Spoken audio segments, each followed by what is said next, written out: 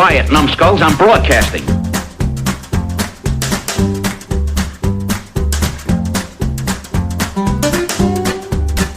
Hey kids, welcome to Grumpy Nostalgia, the Second Look Cinema podcast, the show where we go back to the blockbuster new release wall of our memories, grab a copy off the shelf, pop it in the old VCR, and see what time has done to it. My name's Justin, that's Mike. Yes, that's me. Let me pause here for a second. You picked this movie, I guess, obviously, if people read the podcast title, they know this is Point Break. Okay.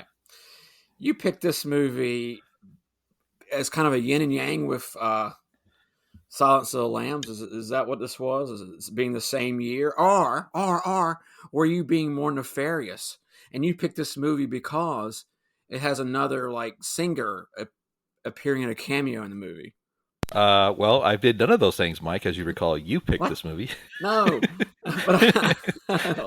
You're trying to disavow responsibility already. Suck you darned. Well, good afternoon, people. Yeah, and we are here to help you navigate all the landmines littered down memory lane. So there we go, Mike. I think you kind of jumped the gun a little bit. You were so excited to deny any culpability for this show. We're right in the middle of it. I forgot so, about that. Yeah, so it's at the time that we're recording this, it's Labor Day weekend. And Mike, as you recall, this is a special place in our hearts. This is typically when we would be at Dragon Con. Oh, that's right. Yeah. The slightly younger version of ourselves were a staple at that Atlanta event. And I'm seeing some photos from that on some of the Instagram pages I follow, and I'm a little sentimental about it, Mike. I kind of wish we were there. Yeah, and you got Clemson playing down there too on Labor Day, so I'm missing twice the fun. Yeah, it's the world is passing us by slowly but surely.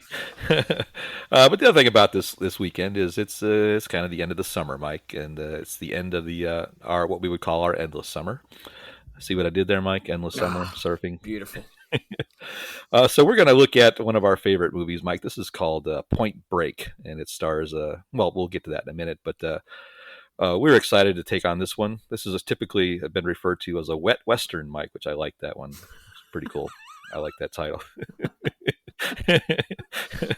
I'll just leave that right there. Okay. Yeah. So why don't we just kind of get into the basics, because I think we've embarrassed ourselves quite enough already. All right. So Point Break was released on July 12th, 1991. It was directed by Kathryn Bigelow.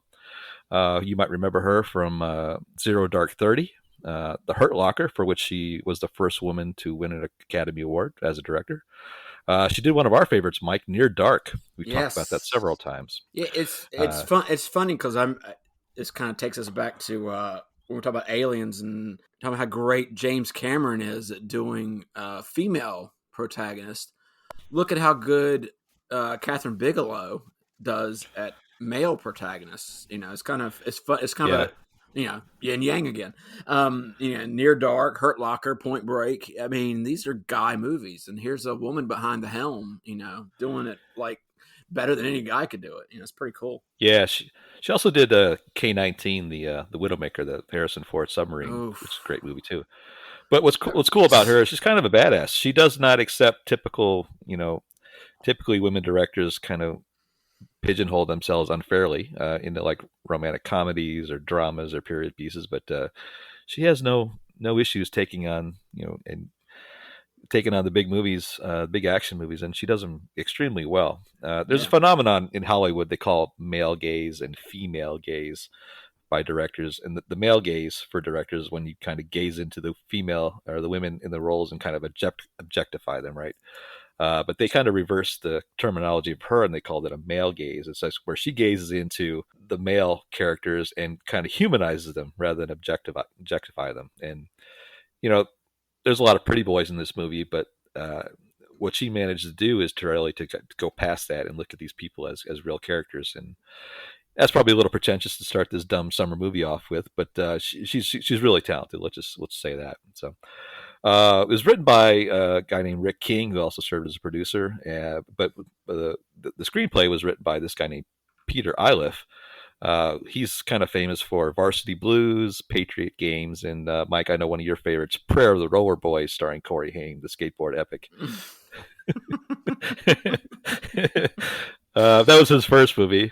His second movie was this one, and the the producer Rick King gave him a paltry $6,000 to write, paid $6,000 to write this script. So even back in 1991, that wasn't a heck of a lot of money. So this guy ended up like waiting tables during the day and then writing the script at night. And overall, the budget was a budget of about $24 million, and it was kind of ready to rock into 1991 summer landscape. Pretty crowded summer there as well. So, Mike, I know there were some big names in this cast. You want to kind of walk us through? Yeah, let's do that. We have our protagonist, Keanu Reeves, who luckily we got to see before in Speed.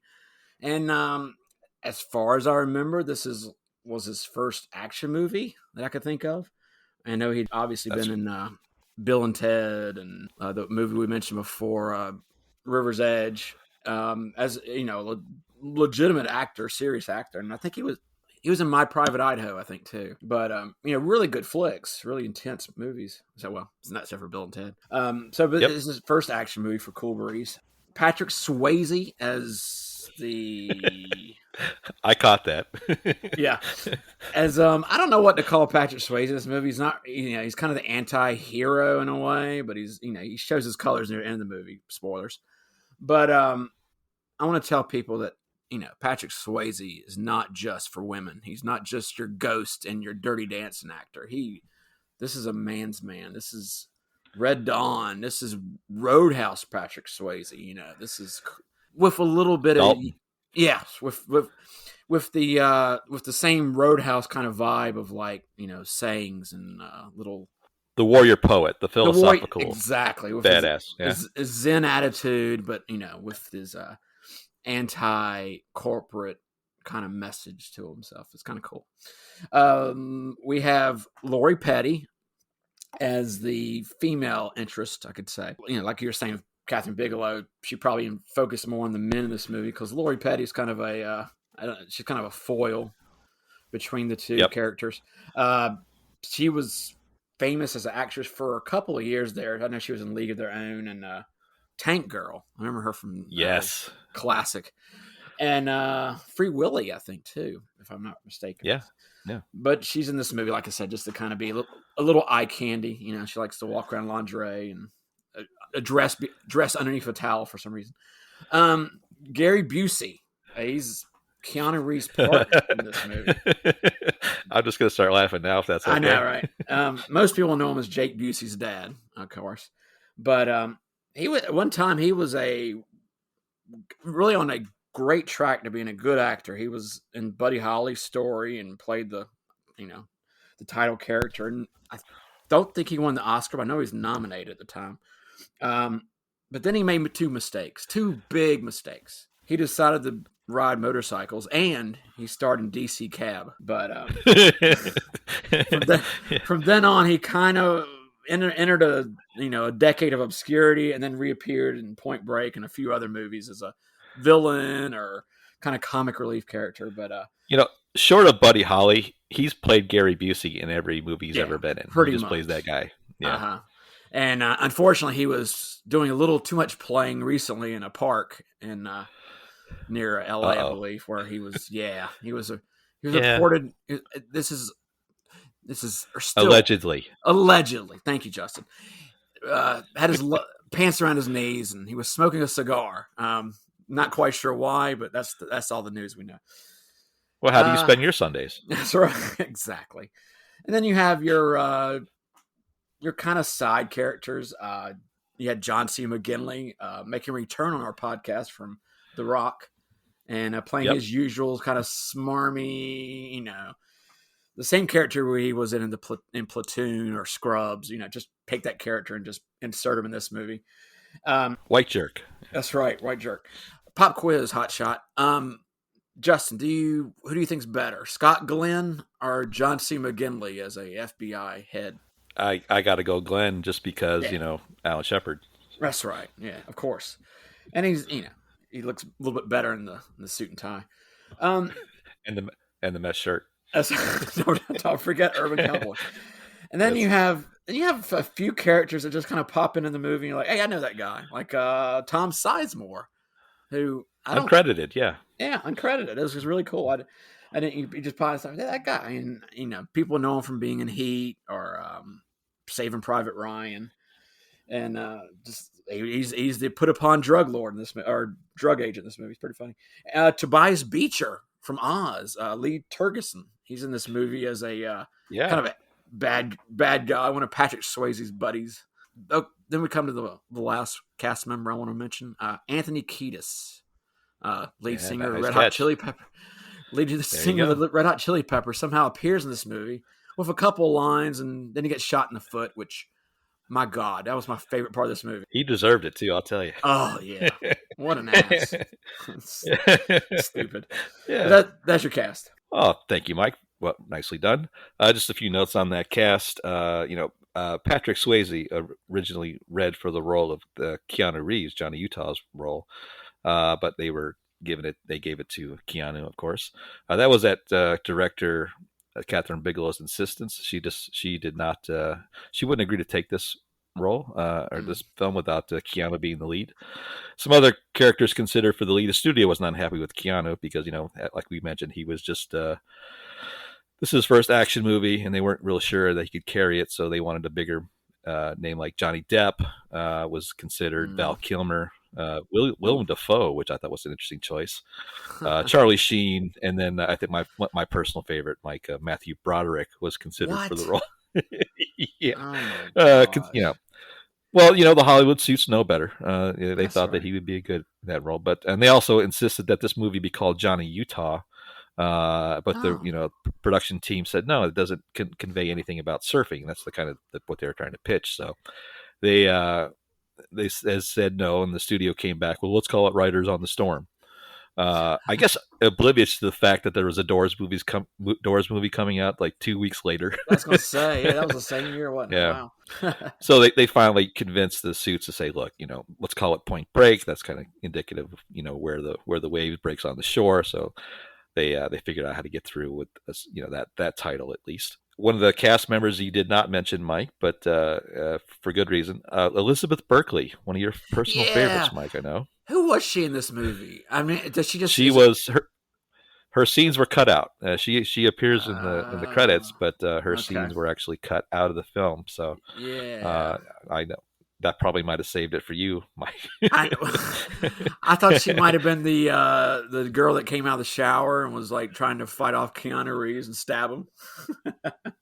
That seemed like a role for her. No. Unfortunately, she was not there. Darn it. So that actress has her name in the film was like Thunder Train. But we'll get to her later. Okay. All right, so we're back in 1991, as we mentioned. We're in the lobby getting ready to see this movie, Mike. So there's a few things going on in 1991. The previous week, Terminator 2 and Problem Child were released, so they had some serious competition. As you know, Problem Child really took over the country, the box office. But so that was in the theater at the same time. This movie was released on the same weekend as Boys in the Hood. Oh, I love that movie.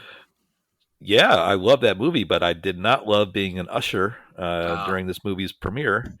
There were a few problems in the theater the night that we premiered Boys in the Hood. There were some people wearing some blue shirts and some people wearing some red shirts, and they decided that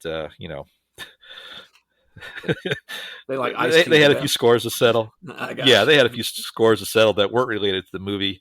Let's just say I spent a lot of time sweeping and cleaning up that theater, Mike. Yeah, and also this.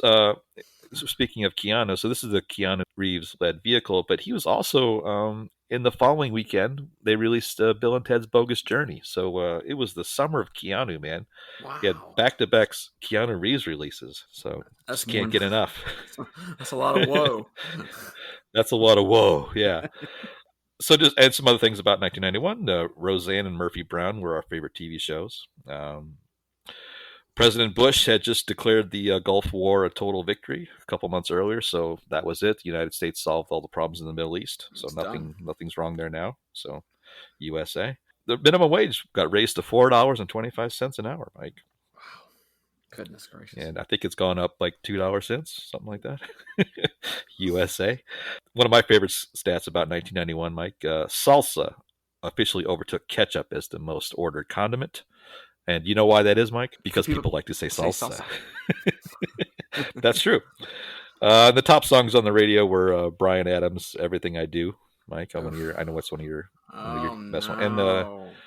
and "Color Me Bad" wanted to sex us up.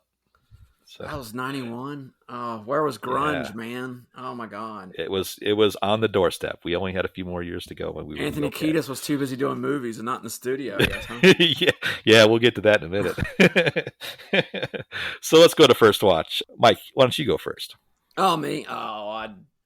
When you mentioned Boys in the Hood, it kind of triggered a memory. I think I might have seen this with my friend David when we would go to the Dollar Movie Theater in Greenville and go see movies there, like way after they came out. But I might not. I don't think I saw this the first weekend, so I think it's one of those movies like I saw it then. I got you. Yeah, That's it wasn't. I wasn't like excited to see. I wasn't a big Patrick Swayze fan. Didn't Ghost come out right before this?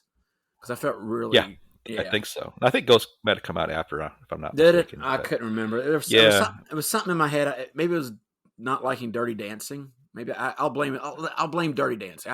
I despise that movie, and the fact that I didn't want to see a Patrick Swayze movie. I had no feelings. It about might have been. Yeah, it was before that. I think Ghost came out later that year, if I'm not mistaken. Okay. So. Wow, 91 was yeah. That was a biggie. I'm telling you that the 90s. You could say that every year there was just amazing amounts of movies. Right. So, I remember my first time I saw this, I was on a date with again the girl I was dating before my wife, and she had, let's say, feelings for Keanu Reeves, Mike. Ah. She reacted certain ways to seeing Keanu in the theater, and so I ended up seeing a lot of Keanu Reeves movies when we were dating, and I just wanted to be in the vicinity, in the area when those feelings started to kick in. But I remember seeing this and thinking, I didn't want to like it because I was just sick of his movies before. But this one I actually kind of enjoyed. I thought it was kind of a very good action movie. But I had not seen it since last night when we watched this to review it. So interesting. Yeah. There was like Well, I saw it that one time. I don't know if this was a movie I would assume they showed it a lot on network TV or TBS or TNT or something, but I don't even remember catching it even like a minute, just kind of going by surfing the channels. Yeah, it's not really available. It's not really out there a whole lot. It should be, but we'll get to that. All right, so Mike, I think we've kind of yammered around long enough. You want to get this thing started? Let's do it, bro. All right, hit the button. So right away, the movie kind of opens up with some really beautiful cinematography of guys surfing on the waves, and there's this coming together, the font of Point and Break and Swayze and Keanu, and you get this amazing sound too. The sound and the cinematography of this is right away, you can just tell it is really cool. And then this is kind of intercut between a very wet Keanu shooting targets at the FBI training range. It had to be raining, right? Okay, yeah, it always rains and no one has an umbrella in this movie. But he's knocking down his targets. He's just as deadly as Bobby Hill at the State Fair, Mike, wouldn't you say? That's right. Oh, my. He's as good as Clarice Starling in the ropes course. Right. So Keanu gets assigned to this office, the FBI office in Los Angeles, and he meets John C. McGinley, his detective boss, and you can tell that he's kind of a jerk already. Yeah, but he's very dismissive and very condescending to everybody, and that's kind of his role. He ends up meeting Angelo Pappas, Mike, his partner, played by the aforementioned Gary Busey.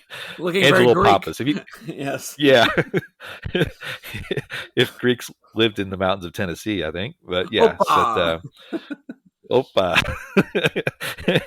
But the minute you see Gary walk on the screen, you can tell right away, we got a dead man walking here. You can just tell he's got a ticking time bomb on his chest. He's not going to make it. But yeah, so and then the next scene we kind of cut to what they call the ex-presidents, Mike. It's a gang of bank robbers all wearing masks of former presidents.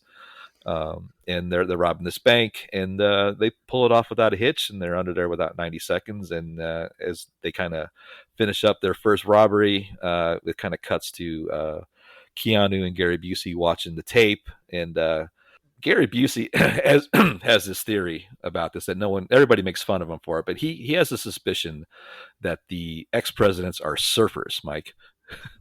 But in order to get that confession, that has to be coaxed out of him by Keanu. And I kept thinking about the scene in They Live where Roddy Piper's trying to get the guy to put on the sunglasses. Put on the glasses. But they had this unnecessary long fight about coaxing this elaborate theory out of Gary Busey. So Keanu kind of gives in, and they decide that he'll go undercover on the beach to kind of understand if he can lead to clues, just to test out Gary Busey's theory. So Keanu grabs this oversized surfboard and goes out to the water, and finds out immediately through how great cinematography is how hard it is to surf. He farms it, as they say. So he's out there trying to surf, and he gets kind of beat up, and we get to see elements of the tribalism in the surfing community. How the locals get angry with him for going out there and taking up their waves. But Lori Petty gets introduced here. She kind of pulls him in, and after he gets tucked under the water, and she pulls him out of the water, and you think she's very helpful and polite, and then she starts beating him up and telling him he's a jerk and get off the beach and that kind of thing. So, yeah. But this is where we first meet Patrick Swayze. This is we get introduced to Bodie. His name is Mike Bodie. It's short for Bodhisattva or something like that. Yeah. But through a wonderful montage. I was going to do lots of montages, Mike. I was going to get to that. I was all into this movie until the montage, and I know I might mention this later on into this, but the surfing training montage, the ubiquitous kind of montage, it really, the whiff of the 90s was just all over. That's just that whole feeling of, oh my gosh, it was with the little song in the background, I will not fail, or I will not fall, or whatever the hell it was. It's like, oh my God. I couldn't even look at the I had such cringe and such douche chills. I could not even look at the screen during the little montage filming scene. It's okay. It's okay, Mike. It'll get better. And then after they see Bodie and they meet his buddies and they play the nighttime football, like literally 5 minutes after that scene, is another montage of them playing football. Yeah, I did notice the double montage there. Yes. So Keanu decides to take advantage of Lori Petty because he thinks she might be an in. So he goes in her file and finds out that she's an orphan, and then he decides to tell her that please teach me how to surf because my parents passed away and blah blah blah. But he kind of lies to her to develop this relationship, and then he introduces her to the gang with Bodie. And you mentioned they have another montage right after the first learning how to surf montage, where they're all playing football. And Mike, what I thought was interesting here, the beach they're playing football at, that was the very same beach they filmed the Karate Kid scene. Oh, nice. Where he fights the skeletons on the beach. Just interesting plot point there, right? So, yeah. But you can understand that Keanu and Patrick Swayze, that's where they start to develop a bit of their bromance here, Mike. Yes. Yeah. It is the linchpin to our movie, is the romance between Bodie and Hotshot. Yeah. So Swayze invites the two to a party at his house, and I love this party scene, Mike. You talk about 90s. They're playing If 6 Was 9 by Jimi Hendrix, and there's a lot of interesting interpretive dance going on at this party. But he starts to piece together that he sees that there's some potential opportunities for suspects in the ex-president. So that leads him to this beach where the next day where he goes to set out these no good doers. He starts to surf on the beach, and those guys kind of beat the crap out of him. And we get introduced to Anthony Kiedis here, Mike. Here's a fun story. The gorilla bad guy surfer guys. Catherine Bigelow let them kind of synchronize or choreograph their own fight scenes. Everybody kind of showed up to understand how they would do that, except for Anthony Kiedis. He thought he was too important, so he didn't show up for any of that rehearsals. And so Catherine Bigelow's response to that was Kiedis would get punched in the face immediately and not get to throw any punches. He just got beat up right away, took one punch. Beautiful. It's kind of a petty hate. So, there you go. Thank you, Anthony. Thank you, Catherine. Yeah. But we start to understand that Tank Girl is really starting to fall for Keanu here, and they start to develop this relationship. So the trail leads to this gang that beat up Keanu, and they decide to do a raid on their house to see if there's any potential links to the bank robberies, and it goes bad, Mike. Tits up. Yeah. So Keanu kind of shows up with the FBI to raid this house, and he gets beat up by a naked lady. Yes. And it just goes sideways. And then we mentioned Tom Sizemore. It turns out that they kind of upset this. The feds were in there kind of tracking these guys for weeks and weeks, and they kind of botched their whole investigation. So strike two with John C. McGinley. So he shows up and starts, laying down the law with these guys. So, so the next morning, Keanu decides to go surfing with Bodie and Lori Petty. And he has an epiphany as he's on the beach. He starts to see,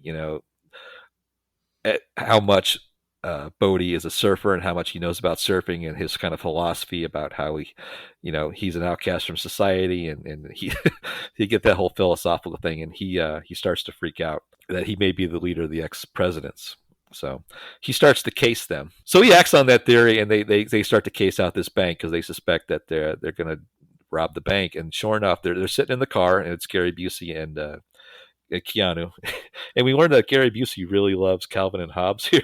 It was a horrible scene. It was so Busey. It was like just. Oh yeah, they have one job to do, Mike. It's to watch the bank to make sure it doesn't get robbed. And yeah, they screw that up. So Gary Busey thinks that getting a couple meatball subs is more important, so he sends Keanu out to the sandwich shop. And of course, as he does, the robbery starts to go down. My biggest takeaway from this scene, Mike, was it was only $7.84 for amazing, 2 lemonades, 2 meatball sandwiches, and a tuna fish sandwich. Yeah, crazy. They had one job. So he gets back with the sandwiches, and he takes a big bite and sees that the ex-presidents are robbing the bank, and they kind of run to try to chase it. And we get a really cool scene here, Mike, where they pursue on foot. Keanu chases down, and it's some really cool camera work here. Kind of never been done before. Yeah, it was. It was one of my takeaways when I first saw this movie. Before I watched it for the second time last night, I was like, "Oh yeah, I remember the foot chase scene," because I don't know if it's been copied since or if these guys were copying Ferris Bueller's Day Off. But like write my notes. Oh yeah, this is like. But that scene, and then just the opening scene where they're first at the FBI office, and Johnny Utah's kind of going around the office. It's like one continuous shot, and there's some real, like you said it before, the surfing scenes. It's the cinematography and just the innovative kind of use of the camera was fantastic in this movie. Yeah, a lot of that's got to do with cinematography, and a lot of it's the way Catherine Bigelow kind of framed the scenes. She wanted the bigger spiritual stuff to be open ended and wide open shots, but everything inside is really kind of cut together and tight and claustrophobic, especially all the bank scenes. So you really kind of don't have any idea of size or scale. But these chases are very kind of claustrophobic and very frenetic, and it really added to the drama. The scene is really kind of cool. Mm-hmm. We get that iconic scene where Swayze lights the gas pump and uses it as a flamethrower. Oh yeah, and has a Reagan mask still on. It's like yeah. Kids, do not try that at home. I don't think that works that way. But yeah, so at a point in the movie, towards the third act here, the penny gets dropped, and Lori Petty realizes that Keanu is not a lawyer as he states, but he is actually an FBI agent, and she confronts him by shooting the pillow while he's sleeping. Subtle.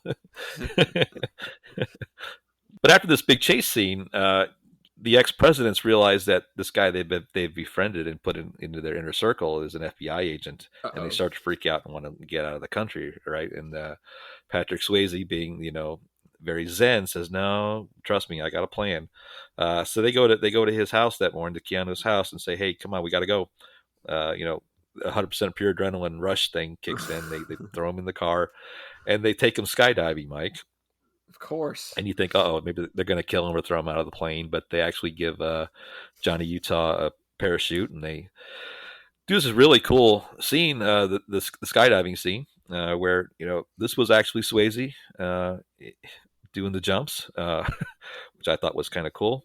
But it's kind of this life affirming thing for Keanu, and he's like, he's living life, living the thrill of it just kind of overcomes him, and he gets lulled into this false sense of security, and they kind of go to this airport and kind of buddy buddy, and as they do, Bodie brings him into the back of this van and shows him that one of the gang members has kidnapped Lori Petty, and they kind of blackmail him and leverage him to say, you need to let us out of this, let us get out of the country, or bad things are going to happen to Tank Girl. So the final act is that they make Keanu get in one of their last bank robberies, and he doesn't get the ex-president mask, Mike. He gets to go there, Oh yeah. Sorry to say, just you as won't become Keanu. president. Yeah. Yeah, exactly. He gets no bullets in his gun, and they make him part of the bank robbery, so they make sure he's on camera and kind of frame him. So as they're robbing this last bank, it goes bad, Mike. So because there's an undercover cop, of course, and Of course. and the security office who looks scarily like Kevin from The Office. Yes. Oh my God. I thought the same thing. Yeah. That was funny. But it kind of goes sideways, and the cop shoots LBJ, one of the ex-president surfer gang members, and then Bodie shoots the cop, and he's not into violence, but so this kind of wrecks the whole thing. So they all just kind of spread out, but it goes bad here, Mike, and people are dead, and it's no longer a Mountain Dew commercial. It's like a real crime issue. It got real. Yeah. Yeah, and so of course Keanu gets arrested on the scene, and then John C. McGinley shows up and starts raising holy havoc, and Gary Busey has had enough of his attitude by then, and just cold cocks him, decks him. So the moral here is, Mike, if you don't like your boss, you can just punch him. Well, you got to respect your elders, Justin. Okay. Oh, yeah, okay, all right. So Gary Busey, after he violently assaults his boss, takes Keanu Reeves in his car to bring him in, and then of course he takes the handcuffs off and says, "We know where they are. Let's go." And they head to the airport, and they intercept the ex-presidents getting onto the plane to escape, and we have yet another kind of Reservoir Dogs scene here, Mike, where everything kind of goes awry. Yep. The expiration date on Gary Busey finishes off. He gets shot, and he expires to a loud no by Keanu. Acting. So most of the presidents have been killed at this point, and it's just Bodie and Keanu are in the plane. And I'm not sure if the pilot was Jimmy Buffett or not, Mike, but he might have. Chris Isaac. So into the plane, and they get over into Mexico, and Swayze kind of bails out, and Keanu doesn't have a parachute, so he decides that he's just going to go after him anyway. He just jumps out of the plane without a parachute, and speeds to him and kind of intercepts him in midair. And unfortunately, the Mythbusters, Mike, that show, the Mythbusters, they proved out that this was physically impossible. The laws of physics would not suggest that Keanu could catch up with him, but Hollywood doesn't need that kind of who needs that kind of element, right? But it made for a cool scene. So Keanu kind of Supermans his way and kind of grabs onto Swayze, and they like pull the cord like the last second. They both land pretty hard, and Keanu's got a bad knee, and he can't sustain the landing, and Bodie kind of rolls away. At this point, one of the remaining gang members that was holding Lori Petty hostage shows up, and they let her go. And of course, they make sure that she's in a negligee for this scene. Of course.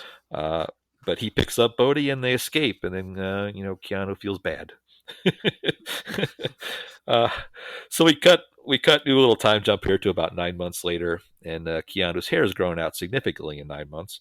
But he's walking on this beach in Australia without an umbrella, of course.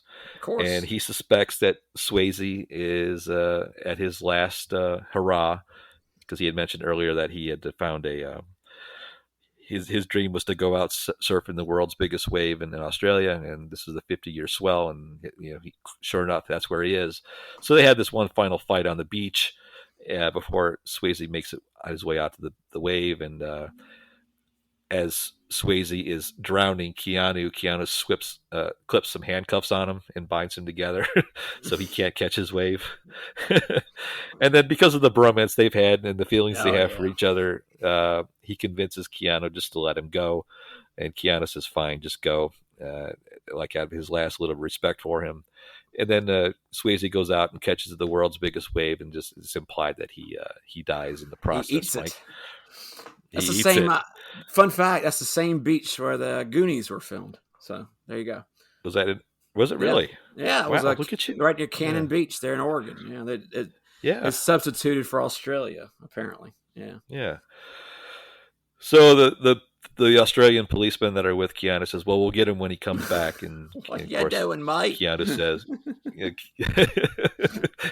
and then Keanu says, "He's not coming back." And he throws his badge in the water. Oh, yes. And then we get the rat song, Mike. Rat. Yes. Rat. Yeah, we've got a rat problem right there. Yes. Yeah, we got a rat problem, but it's a good one. It's a good one. They're out of the cellar, Justin. Yeah. Yes, they are. And that was the end of the movie, Mike. And so that was a kind of a rush shot summary of it, guys, and we kind of botched a lot of it, but it's our show, so we can do what we want.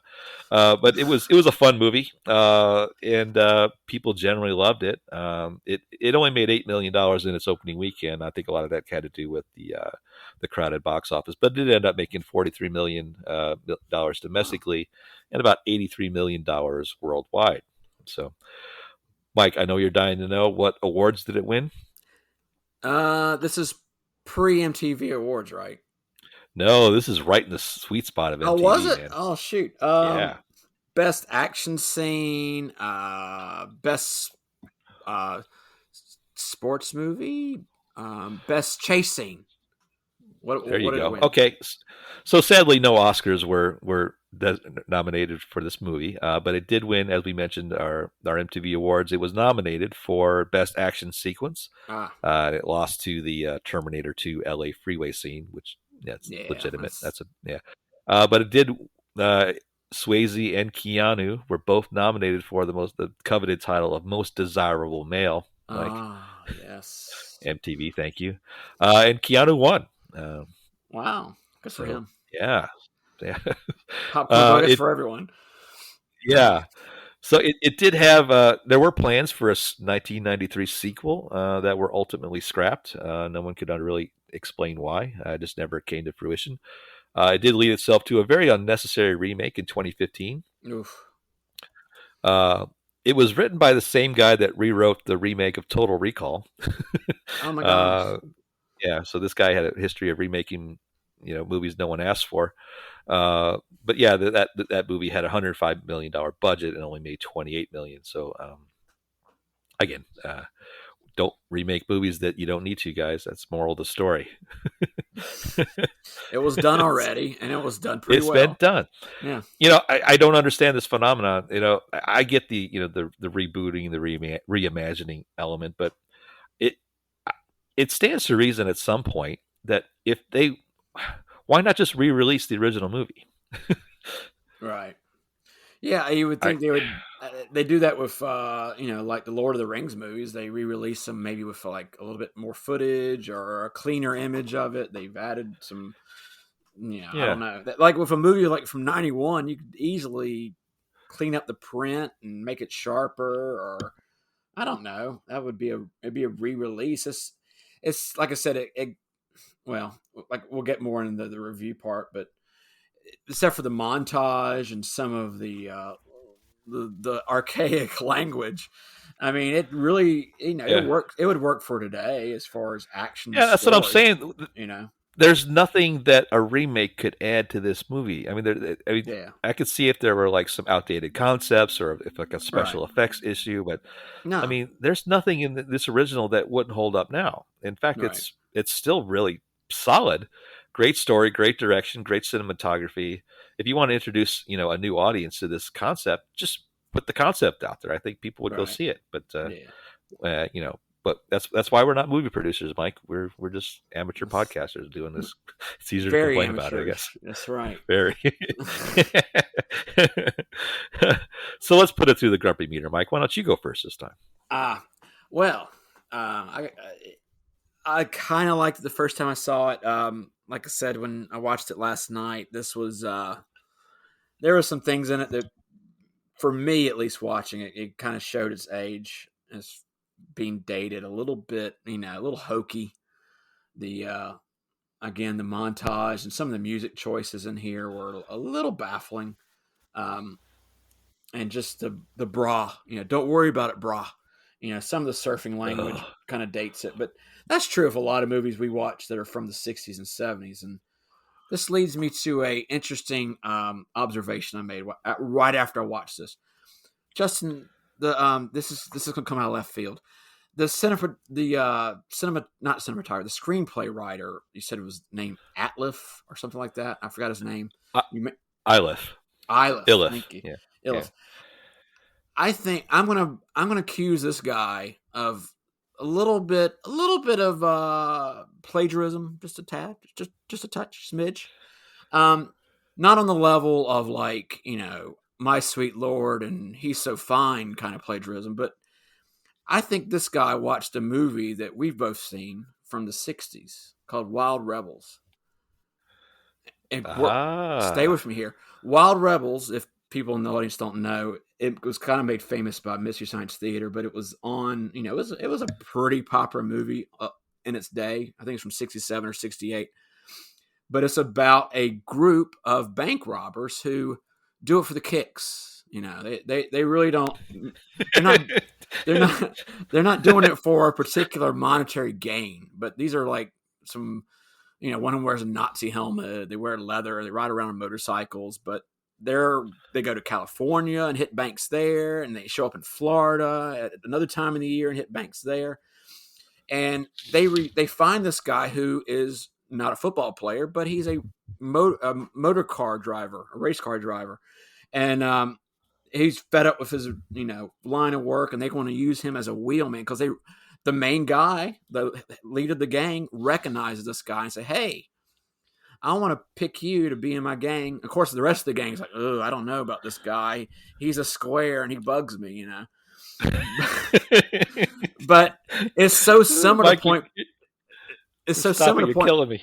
It's so similar to Point Break, and the fact that here they are robbing these banks for kicks, man, and they're using this ex sportsman in their team who's not an FBI agent. Let's say that's the one part, but he is recruited by the police to go undercover and figure out who these bank robbers are and where their next job's going to be. So and then at the end, the guy falls for a girl who's associated with the gang, and all the gang is shot, in this big shootout at the end, kind of Reservoir Dog style, but it's at a lighthouse.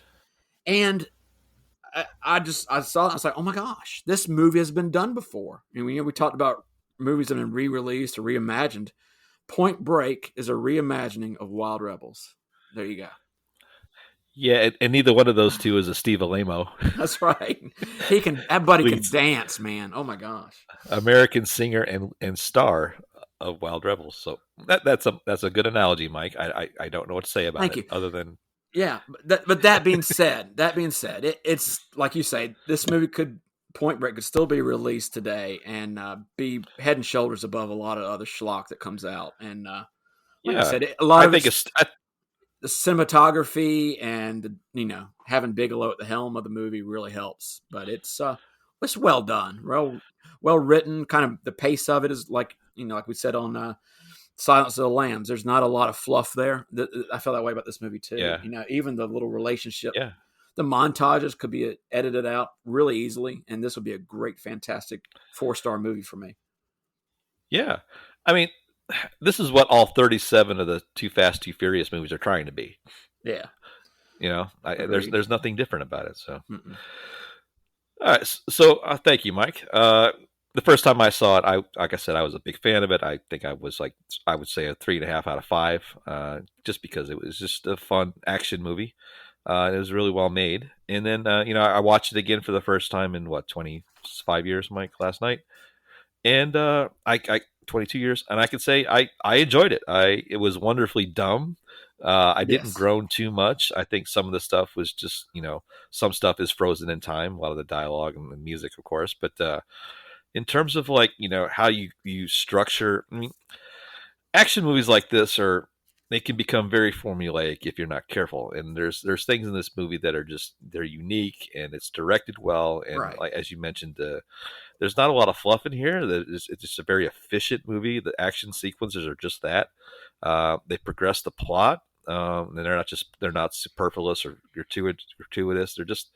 They're really credible, and you know maybe it's armchair quarterback stuff, but Keanu Reeves and Patrick Swayze, those guys are good. Yeah. They might have been pretty boys at the time, but having 20 years of maturity and stuff looking back on it, like these guys were great athletes, actors, and they were just there's an element of this too, Mike, that it makes me sad because I mean we were their age then, uh, and I remember the 1991 Justin was much more fun, athletic, charming, and I remember myself then more now than Oh and no. it's like now I look what I've become, and This it's is like, ugh. And if you look it's at if you look at like the actors that were in this on their IMDb pages, you see pictures of them now, and you're like, no, that can't be the same oh I guy. know. That can't be. It's the same Yeah, feeling I got from after we watched Interview with a Vampire. You're watching two young actors at the top of their game having a bromance, and we look at Brad Pitt and Tom Cruise now, and you're like, wow, they look pretty damn good for their age. yeah, and that not only are they like immortalized forever at their greatest, they still look good now. We can't say that. I mean, there's a few pictures of me from 1991. I'm like, oh wow, I don't look too bad there. I'm not too dumpy. My head isn't Tough. giant. I like the way I look there. But now when I look at myself, I'm like, oh boy. But it's I guess that's, that's Monday morning this is the quarterbacking for you. this is the grumpy part, guys. Yeah. Yeah. So, but yeah, I enjoyed this, and I'd probably give it a 4 out of 5 on today's terms. I mean, it was a lot of these things we rewatch, and I'm like, I'll skip 10 seconds ahead just to kind of get through it a little bit quicker. But I didn't do that. I was Yeah. genuinely enjoying this movie, Did you and did you get the same feeling I did with like getting kind of a our first podcast of the movie Twister? Do you get a similar kind of vibe that I did watching this? Like it was really well done, special effects hold up, action's really good, but some of the interaction with the characters is a little dated. And you yeah, get and yeah. the music choices kind of hurt it a little bit too because it just kind of shoehorns it into that '90s decade a little too much. Oh yeah, totally. I had exactly the same vibe, and I think this movie is right in the sweet spot for this podcast.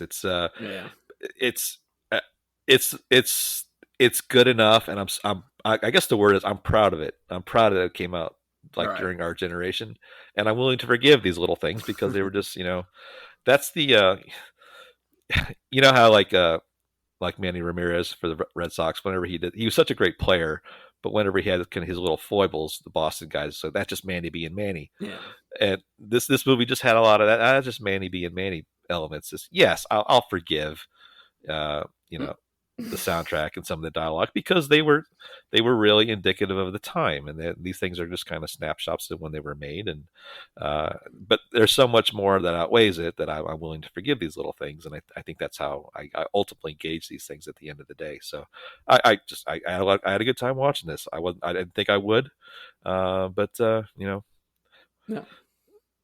Dalton from Roadhouse and Neo, John Wick. John. they're still pulling it off, and it's just good stuff. And like I said, it's corny, but I'm proud of these guys for some reason, and I just like what our generation kind of came up with. So Take that. shoot me. Take that. Take that. 2022. Exactly. Yeah. Uh, all right, let's move along. So this is the time of the show where we kind of talk about other things we may be watching or enjoying. So, Mike, you wanna go first? Yes, a subject that has appeared on the internet a few times recently, and I don't know why. I've seen it in several articles and on YouTube, of course. Are endings of shows. In particular, endings of shows that either went, poorly or very well, like Breaking Bad. I don't know if the talk was generated from Better Call Saul or not, from that series ending, or maybe, maybe the restarting of a Game of Thrones show. But I read an article that mentioned a show that neither good nor bad as far as the ending goes, at least this guy's point of view. It was Lost. And the show Lost has one of the most talked about endings, up there with Sopranos. And the article, the point of the article was, at the time when people watch episodic television, that they had to wait a week between episodes, or 6 months between seasons sometimes, that there was too much anticipation for the next series or the next season, or then what was going to happen in Lost. Lost was based on cliffhanger endings to each episode, cliffhanger endings to the season. Anyway, this guy's theory was, if you binge the show, which he did, he watched all 6 seasons, it was a much better ending and made so much more sense watching it all together within a couple of days. So I'm going to do that. I'm going to watch all the Lost all over again and see if it does work better in short form, or watching it in short through a short window, rather than waiting and waiting and waiting and just being disappointed like I was, 10 or 12 years ago. Wow, that's an interesting, albeit masochistic experiment, Mike. Right. So, if you need someone to take you to the hospital at the end, I'm your guy. So, well, what got me was, I was in we were in a foreign country. Every damn show was in Spanish, except for one channel that had subtitles instead of dubbing, and it was Lost. And I started watching an episode. I think it was from season 3. And I watched the end of it. It's like, damn, I got to see what happens next, even though I'd already knew what happens next. So I watched the next episode. Damn, I got to see what happens next. So I ended up watching 4 damn episodes and staying up to like 1 or 2 in the morning. And I was thinking, you know what? I'm just going to watch this later. So that kind of spurred it. But then I saw these articles that were talking about it, and it was kind of cool. I was like, wow, okay, so somebody's out there doing this and thinking, hey, it worked for this guy.